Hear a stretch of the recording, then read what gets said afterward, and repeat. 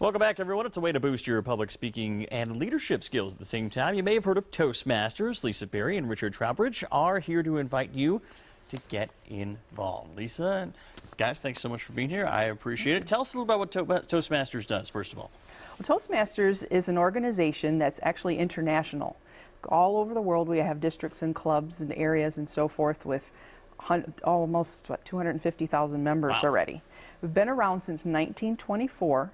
And a gentleman that was a doctor by the name of Mr. Ralph Smedley actually started Toastmasters as a way for people to increase their public speaking and leadership skills. Which is a great thing. And Richard, we've got a local branch right here in Charleston in the Lowcountry, correct? Well, actually, there are a total of about 42 local clubs in the Charleston area. We're broken down into two divisions. Part of it includes downtown Charleston. The rest is the outlying areas all the way down to Hilton Head. Why did you get involved? What do you get out of Toastmasters? A big boost in self-confidence.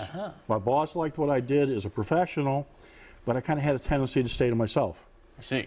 She suggested I try Toastmasters, and it kind of helps you to open yourself up a little bit, get out into the community, and helps with your ego, too. Now you're a very personable guy, indeed. So, Lisa, tell us about this table topping. It's kind of an exercise that you guys do to do both of those things, improve public speaking as well as improve confidence and relationships in the workplace. Sure. Table topics is a way for us to do something different than our prepared speeches. So it helps with your impromptu speaking. So in case you're walking down the hall and you're at a new business that you just started a job at and you see your new boss and it's not necessarily comfortable saying anything other than, "Good morning, sir, how are you?" This helps you to speak and think a little quicker on your feet. So what would be like an example of one of these table topics? One of my favorites that I like to do, because we like to have fun in Toastmasters too, it's not all just this structured rigidity, is one of the things I like to do is, if I were to ask you, tell me, if you were a candy bar, what would you be and why? If I was a candy bar, what would I be and why? I think I would be a Snickers bar, because I have a lot of layers, but very sweet at the same time. There you go. Yeah? What would your answer be? Same question. My answer actually would be an Almond Joy. And not just for the traditional, sometimes you feel like a nut, sometimes you don't. But I like to think of myself a little more solid on the outside, but a little more nutty on the inside, if you will. So that would be definitely. Richard, same question to you. Why not? Probably a Milky Way. Okay. Strong on the outside, but ask my grandkids, I'm very soft on the inside. So that probably would sum me up about the best. So these can really break down walls in the workplace and in your personal and interpersonal relationships. Absolutely. And that's kind of the whole point. Absolutely. And then we've got a whole bunch of new people that you can network with as well. And it's very, very helpful in that aspect. Also, the public speaking.